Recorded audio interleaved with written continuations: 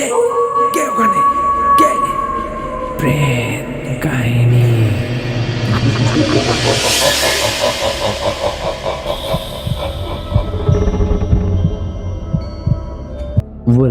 Welcome back to my new episode. সকলকে স্বাগত জানাচ্ছি প্রেত কাহিনীর 19 নম্বর এপিসোডে। ভয়েসে আমি ছোট্ট আছি তোমাদের সঙ্গে। সকলকে জানাই হ্যাপি নিউ ইয়ার 2024। আজ তোমাদের একটি গার্লস পিজিতে ঘটে যাওয়া কালো জাদুর ঘটনা শোনাতে চলেছি। ঘটনা পাঠিয়েছেন প্রিয়াঙ্কা নস্কর। ঘটনাটি ঘটিয়েছে তার ফ্রেন্ড বা তার রুমমেট, যাই বলি না কেন, তবে এখানে রুমমেট বলাটাই ঠিক হবে, কারণ ফ্রেন্ড ছিল আগে, এখন ফ্রেন্ড নয়। প্রেত কাহিনীর আজকের ঘটনাটি 2024 সালের প্রথম এপিসোড, তাও আবার তোমাদের সকলের পছন্দ কালো জাদুর ঘটনা। তাই আজকের এই ঘটনাটি বেশ ভয়ানক হতে চলেছে। তো এখানে বেশি কথা বলবো না, সরাসরি ঘটনাতে চলে যাব। আপনারা পুরো ঘটনাটি শুনতে থাকুন। ঘটনাতে যাওয়ার আগে চ্যানেলে যারা নতুন হয়ে থাকবে চ্যানেলটিকে সাবস্ক্রাইব করে পাশে থাকা অল বেল আইকনটি প্রেস করে দেবে, যাতে এইরকম ঘটনাগুলি সবার আগে তোমাদের কাছে পৌঁছে যায়। এবং তোমাদের কাছেও যদি এইরকম ভৌতিক বা অলৌকিক ঘটনা থেকে থাকে তো তোমরাও ঘটনা পাঠাতে পারো ডেসক্রিপশানে থাকা মেল থেকে বা স্ক্রিনে থাকা প্রেত কাহিনীর অফিসিয়াল হোয়াটসঅ্যাপ নম্বর থেকে।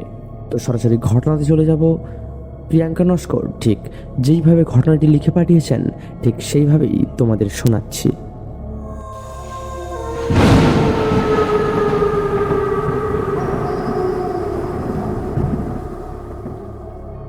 নমস্কার দাদা, আমি প্রিয়াঙ্কা নস্কর।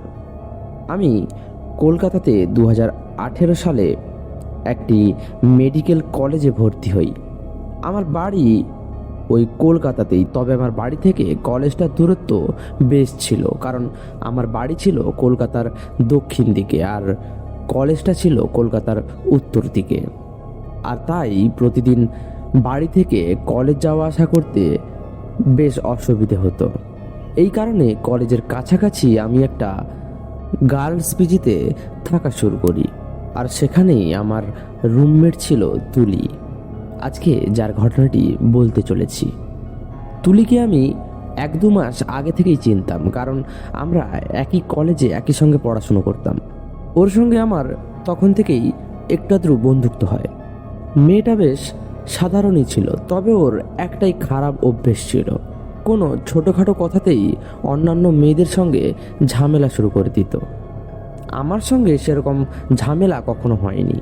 ও যখনই ঝামেলা টুকটাক করতো আমি ওকে থামিয়ে দিতাম। এই থেকেই ওর সঙ্গে টুকটাক আলাপ আর কি। তারপর আমার যেহেতু বাড়ি থেকে কলেজ যাতায়াত করতে একটু অসুবিধে হতো, তাই আমিও কলেজের পাশাপাশি একটা গার্লস হোস্টেল খোঁজার শুরু করলাম। তখন ও আমায় বলল যে ও কলেজের কাছাকাছি একটা গার্লস হোস্টেলে থাকে, আর তার সঙ্গে ও আমায় এটাও বলল যে ও এখন যে রুমটায় থাকে সেখানে ওর কেউ রুমমেট থাকে না, মানে ও এখন একা একটা রুমে থাকে। তাই ও আমায় বলল যে তুই যদি বলিস তো আমি বাড়ির মালিকের সঙ্গে কথা বলে দেখতে পারি। ওর কথা শুনে আমিও ওকে বলে দিলাম যে ঠিক আছে, তুই কথা বলে দেখ, যদি সেরকম হয় তো আমি ওখানেই থাকা শুরু করব। এবং ও 1-2 দিনের মধ্যেই বাড়ির মালিকের সঙ্গে কথা বলে সবটা রেডি করে দিল। আর ও যেই দিন আমায় সব কিছুটা ঠিক করে দিল, তার পরের দিনই আমি আমার সকল জিনিসপত্র গুছিয়ে নিয়ে এখানে থাকতে চলে এলাম ওর সঙ্গে একই রুমে। তখন পর্যন্ত সব ঠিকঠাকই ছিল, সাধারণই চলছিল। থাকতে থাকতে ওর সঙ্গে আমি প্রায় 5-6 মাস কাটিয়ে দিয়েছিলাম। তবে ওর সেই খারাপ অভ্যাসটা বদলায়নি। ও মাঝে মধ্যেই ছোটোখাটো জিনিস নিয়ে অন্যান্য মেয়েদের সঙ্গে ঝগড়া ঝামেলা করতো। ওর এই জিনিসটা আমার একদমই ভালো লাগতো না। আমি ওকে অনেকবারই বুঝিয়েছি, কিন্তু ও এটা শোনেনি আমার কথা। ওর সঙ্গে একই সঙ্গে থাকতে থাকতে বেশ ভালোই ফ্রেন্ডশিপ হয়ে গেছিল আমাদের। কিন্তু পরে যে এমনটা হবে বা পরে যে এমন কিছু আমি জানতে পারবো, আমি সেটা কোনোদিন কল্পনাতেও ভাবিনি। এতদিন ওর সঙ্গে থাকতে থাকতে আমি একটা জিনিস লক্ষ্য করি। আমাদের পিজিতে তখন প্রায় সকলেরই শরীর অসুস্থ করছিল। শরীর অসুস্থ বলতে কখনো কেউ রক্ত বমি করছে, আবার কখনো কেউ হঠাৎ করেই সেন্সলেস হয়ে যাচ্ছে। এইরকম নানান রকম জিনিস হতে লাগলো।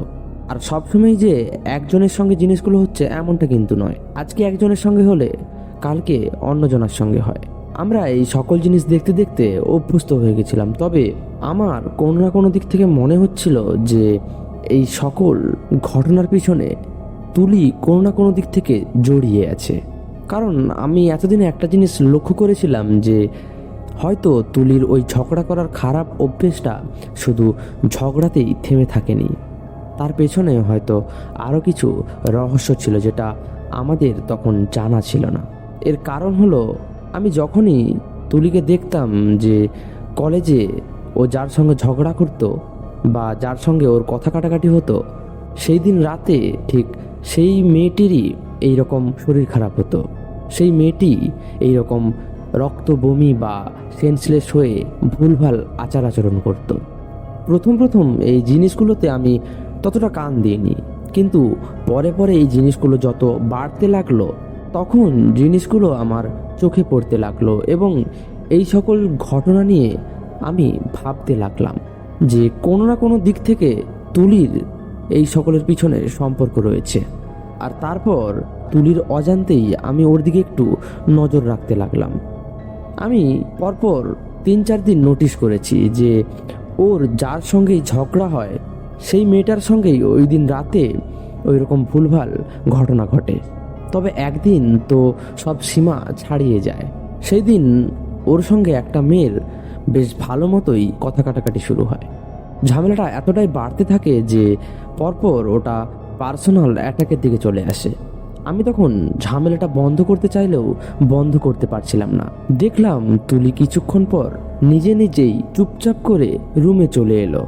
আমি ওখানে কিছু বুঝতেই পারছিলাম না যে হঠাৎ ঝামেলা করতে করতে চুপ করে রুমে চলে গেল কেন। ওকে আমি রুমে এসে অনেকবার জিনিসটা জিজ্ঞাসা করেছি, তবে ও কিছুই বলেনি। ওর মুডটা তখন একটু বেশি ডিস্টার্ব ছিল, তাই আমি তখন ওকে বেশি জোরজার করিনি। 2-1বার জিজ্ঞাসা করার পর যখন ও কিছুই বলল না তখন আমি নিজেই চুপ করে গেলাম। কিন্তু সেই দিন রাতে যে ওই রকম একটা দুর্ঘটনা ঘটবে আমি কোনোদিনই আশা করিনি। প্রতিদিনের মতো আমরা খেয়ে ঘুমিয়ে পড়লাম এবং 2-3টে নাগাদ হঠাৎ দেখি আমাদের পিজিতে চিৎকার শুরু হয়ে গেছে। আমরা দুজনেই ধীরে করে উঠে গিয়ে দেখলাম যে যেই মেয়েটার সঙ্গে ও ঝামেলা করছিল সেই মেয়েটা 3 তলা থেকে ঝাঁপ মেরে সুইসাইড করেছে। আর তারপর থেকেই আমি তুলিকে যেন একটা অন্য নজরে দেখতে শুরু করলাম। আমার তুলির কাছে থাকতে বেশ ভয় লাগছিল। অবশ্য ওর সঙ্গে আমার কখনো ঝামেলা লাগেনি, কিন্তু তাও আমার কীরকম যেন একটা ভয় ভয় লাগছিল ওর সঙ্গে থাকতে। ওই ঘটনাটির পর আমরা ওই পিজিতে যতজন থাকতাম সবাই বাড়ি চলে গেছিলাম প্রায় 4-5 দিনের জন্য। আমরা 4-5 দিন পর যখন আবার ওই পিজিতে ফিরে আসি তখন সকলের মনেই একটা আতঙ্কের আশ্বাস ছিল। আমি আর তুলি একই দিনেই ওই পিজিতে ফিরে আসি। সেই দিন সন্ধ্যায় আমরা দুজনেই বসে ওই ঘটনাটি নিয়ে গল্প করতে থাকি। গল্প করতে করতে আমি ওকে বললাম যে কলেজে তুই মেয়েটার সঙ্গে এই রকম ঝগড়াঝাটি করলি আর রাতেই কীরকম একটা বাজে ঘটনা ঘটে গেল বল। কথাটা শুনে ও কোনো উত্তর দিল না। আমি লক্ষ্য করলাম ও মনে মনে নীরবে হাসছে। আমি জিনিসটা লক্ষ্য করেও ওকে কিছু বলিনি। তারপর ওই সব ঘটনা নিয়ে কথা বলতে বলতে রাতে খাওয়ার সময়টা হয়ে গেল। আমরা দুজন খেয়ে ঘুমিয়ে পড়লাম। তবে সেদিন আমার ঠিক যেন ঘুমটা ধরছিল না, কারণ আমার সেই ঘটনাটি বারবার মুখের সামনে ভেসে আসছিল আর তুলির ওপর আমার একটা সন্দেহ হতে লাগলো। তখন আমি এদিক ওদিক হতে হতে কখন যে ঘুমিয়ে গেছি নিজেও জানি না। তবে আমার সেই দিন 1টা কি 1:30টা নাগাদ ঘুমটা ভাঙে। আর ঘুম ভাঙতেই আমি যেই ঘটনাটি আমার চোখের সামনে দেখলাম সেই জিনিসটা দেখে আমার কাছে সকল জিনিসটা জলের মতো পরিষ্কার হয়ে গেল। আমি দেখলাম তুলি তার বিছানার এক কোণে বসে বসে কি যেন একটা বিড়বিড় করছে আর ওর শরীরটা হালকা দুলছে। আর দেখলাম ওর হাতে একটা ছোট্ট পুতুল রয়েছে যেটাতে ও সুচ ফোটাচ্ছিল। আমি চোখটা খুলে এই দৃশ্য দেখে বেশ ভয় পেয়ে গেছিলাম, কিন্তু আমি চুপচাপ শুয়েছিলাম। তখন আমি তাকে বুঝতে দিইনি। কোনোরকম সকালটা হতে আমি ভাবলাম যে সকলকে এই জিনিসটা বলে দেব, কিন্তু কেউ কি আমার কথা বিশ্বাস করত? এই সকল জিনিস ভাবতে ভাবতে আমি আর কিছুই বললাম না কাউকে। জিনিসটা দেখার পর যেন আমার মাথা কাজ করছিল না। আমি তখন তুলিকে বেশ ভয় পেতে লাগলাম। আমি তুলির সঙ্গে সময় কাটাতে চাইছিলাম না। তখন ওর সঙ্গে আমার এক রুমে থাকাটাই যেন একটা দুঃস্বপ্ন। তবে আমি ভাবলাম যে ওর এই জিনিসগুলো সকলের কাছে তুলে ধরা দরকার, সকলের জিনিসগুলো জানা দরকার। পরের দিন আমরা নিয়মিত কলেজ চলে গেলাম এবং সেদিন কলেজ গিয়ে দেখলাম যে তুলির একটা মেয়ের সঙ্গে আবার ঝামেলা লেগেছে। আর আমি তখন নিশ্চিত ছিলাম যে আজকে রাতেও ও ওই রকম ঘটনা ঘটাবে, ওই রকম কালো জাদু করবে। আমি সেদিন পুরো কলেজটাই বসে বসে ভাবছিলাম যে কি করে ওর ওই রহস্যগুলো সবার সামনে আনা যায়। আমি ওর সঙ্গে তখনও পর্যন্ত নর্মালি আচার আচরণ করেছিলাম। ওকে একটিবারের জন্যেও বুঝতে দিইনি যে আমি ওর সকল রহস্যগুলো জেনে গেছি। হয়তো ও জানলে আমাকেও শেষ করে দিত। এই সকল জিনিস ভাবতে ভাবতে কোথা থেকে যে টাইমটা কেটে গেল আমি নিজেও বুঝতে পারিনি। আমাদের সেদিন ঘুমানোর সময়টাও চলে এলো।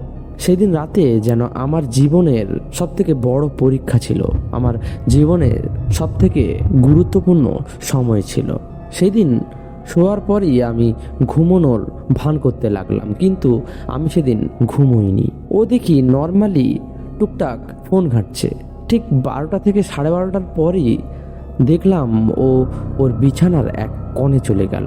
গিয়ে দেখলাম ও ওর ব্যাগ থেকে একটা বই বার করলো আর ওর টুকটাক কিছু জিনিস বার করলো। তার মধ্যে একটা ভয়ানক ছোট্ট পুতুল ছিল আর কিছু হাড়গোড় বার করলো।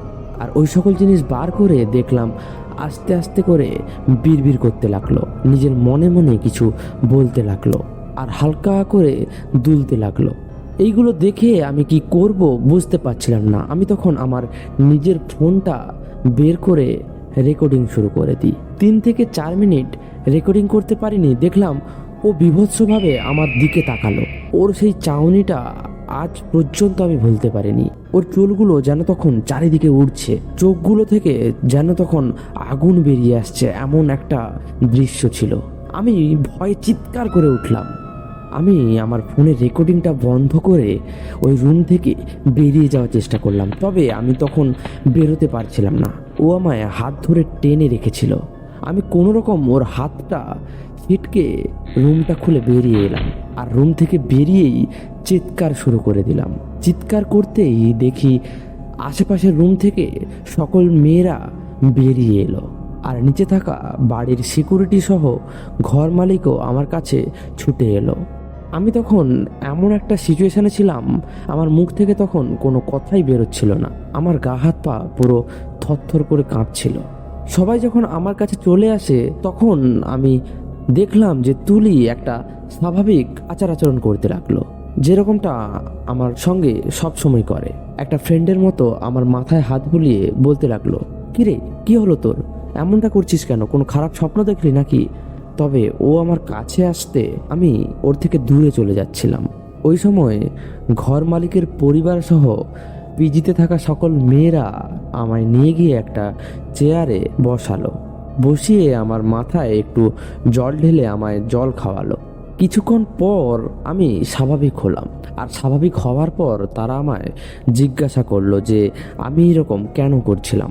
আমি শুধু একজনকে বললাম যে তোরা কিছুজন গিয়ে আমার রুম থেকে আমার ফোনটা এনে দে, একা যাস না কিন্তু, 3-4 জন একসঙ্গে যা। কথাটা শুনে 2-3 জন মিলে আমার রুমে গিয়ে ফোনটা এনে দিল। দিতে আমি ওই ভিডিও ফুটেজটা সকলকে দেখালাম আর ওই ভিডিও ফুটেজটা দেখে লিটারেলি তাদেরও যেন মাথায় আকাশ ভেঙে পড়লো। কারণ এইরকম একটা স্বাভাবিক মেয়ে কি করে এই সকল কাজ করতে পারে? সে সকলের সঙ্গে স্বাভাবিকভাবেই মেলামেশা করত আর সকলের চোখের আড়ালে এইরকম কালো জাদুর মতো ভয়ঙ্কর ঘটনা ঘটাতো। আবার ওই মেয়েটারই জন্য কিছুদিন আগেই ওই পিজিতে থাকা একটা মেয়ের জীবন চলে গেল। তখনই সঙ্গে সঙ্গে ওই পিজির মালিক পুলিশকে ফোন করে পুলিশের হাতে ওকে তুলে দেয়। আর তারপর থেকে আমি ওই রুমে আর থাকতাম না, আমি অন্য একজনের সঙ্গে রুম শেয়ার করতাম। তারপর থেকে আমাদের ওখানে ওই রকম অস্বাভাবিক সকল ঘটনা ঘটা বন্ধ হয়ে যায়। এবং আমি যতদূর শুনেছি যে তুলি এখনো পর্যন্ত জেল খাটছে, কারণ ওর আজীবন কারাদণ্ডের সাজা হয়েছে। তারপর থেকে প্রায় 3 বছর হয়ে গেল আমি আজ ওই পিজিটা ছেড়ে চলে এসেছি। আজকের মতো ঘটনাটি এতটাই। ঘটনাটি প্রথমবার লিখলাম তো, তাই ঠিকঠাকভাবে লিখতে পেরেছি নাকি বলতে পারবো না। আপনি আপনার মতো করে শোনাবেন। আপনার ভয়েসে এই ঘটনাটি শোনার অপেক্ষায় রইলাম। আপনার ভয়েসে এইরকম ঘটনা শুনতে বেশ ভালো লাগে। অনেক ধন্যবাদ এইরকম একটা মন্তব্য করার জন্য। আজকের মতো এতটুকুই। তবে ভবিষ্যতে আমার লাইফের সঙ্গে ঘটে যাওয়া আরও একটি ভয়ানক ভৌতিক ঘটনা রয়েছে, সেটা অন্য কোনো দিন প্রেতকাহিনীতে শেয়ার করব। অনেক ধন্যবাদ প্রিয়াঙ্কা নস্করকে এমন একটা ভয়ানক সুন্দর ভৌতিক ঘটনা আমাদের প্রেতকাহিনী পরিবারের সঙ্গে শেয়ার করার জন্য। এবং ঘটনাটি তোমাদের কেমন লাগলো প্লিজ কমেন্ট করে জানাবেন, এবং ভালো লাগলে তোমাদের সেই সকল বন্ধুদের সঙ্গে শেয়ার করে দাও যারা এরকম সত্যি ভৌতিক বা অলৌকিক ঘটনা শুনতে ভালোবাসে। তার সঙ্গে সকলকে জানাই হ্যাপি নিউ ইয়ার 2024। সকলের এই বছর ভালো কাটুক, আর সকলেই এইভাবেই প্রেতকাহিনী পরিবারের পাশে থাকুন, প্রেতকাহিনী পরিবারকে সাপোর্ট করে যান। দেখা হচ্ছে পরের এপিসোডে আরও একটি ভয়ানক ভৌতিক ঘটনা নিয়ে। আজকের মতো সকলকে বাই।